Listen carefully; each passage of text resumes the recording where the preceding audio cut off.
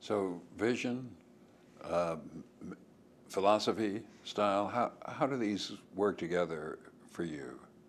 Well, I think you can't just be outspoken. You can't just be a leader if you don't know what you're leading. You've got to have some principles. And I think for me, it's sort of carrying forward what I like to call my own sense of integrity, my own sense of character, uh, and maintaining my credibility with myself um, in terms of what I do, what I pursue, and how I do it. And then, in other words, being true to those religious and family and societal principles that my family worked very hard to try to instill in me when I was very young, and not forgetting those. Uh, Having a vision to know where you're going. I like to say when I'm talking to young people, you got to dream and you got to reach for the stars, because if you don't reach for the stars, you're going to be stuck down in the mud and muck. And I made that comment in a commencement address, and it's the one that seems to get quoted the most, but it was the best way I could think of to express that concept. You can't just be satisfied with where you are. You've always got to look towards where you want to go, whether it's you personally or in terms of those, whatever you're working on or those you're working with, and then trying to figure out the best way to get there, then then really using that vision direct your efforts and try to take you there, whether it's you personally or some ideal or some practice or some principle or some project. We do a lot of that where I am now in our office, coming up with things we'd like to see happen, and then taking the practical approach. Okay, we've got this vision, if you will, say we've got this idea of what could really make a difference in women's health, in women's careers. What can we do to get there? What will it take? And then kind of figuring out how to get there. So I guess that's sort of how I operate, both in my professional life and in my personal life. But you can't always direct your personal life. I think I can probably do a better job in my professional life than always with my personal life.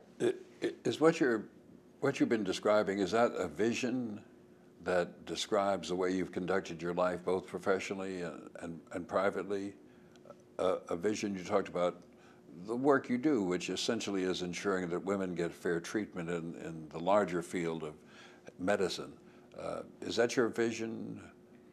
I think it's sort of evolved over the years. I think what is my vision? I guess my vision has a lot of different facets, uh, and there are many areas that I have thought about and continue to think about in terms of life and living, myself, the community at large. I think there's so many people who've done so much, so I don't really see my life as being that significant except in my small sphere. But I often say I think my greatest accomplishments and what I hope will be my legacy are the accomplishments that I see, those that I have taught, my students, those I've worked with, those I've hopefully had a little bit of influence on, when I see them go to levels of achievement far greater than I would ever get to.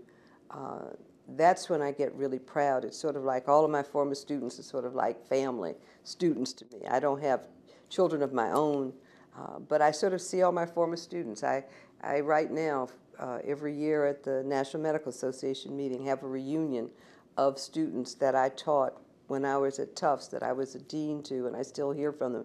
And I left Tufts in '82, so that's almost 25 years ago. And yet students that I taught from the '70s and '80s, many of them still in touch with me, and I just rejoice in seeing what they've done, and when I hear that I may have played a small role in their achievement. So I guess that's sort of what brings joy to me, and I can think of so many people who contributed to me, and I just don't want to be selfish like so many other people I see who don't take the time for people that need them. It can take up all your time, but if somebody hadn't had time to guide me or be there for me when I was going through rough times, or to give me advice on what I might do to further my life, I wouldn't have gotten to where I am today. And I just feel we need more people to do that, and that's sort of how I've lived my life.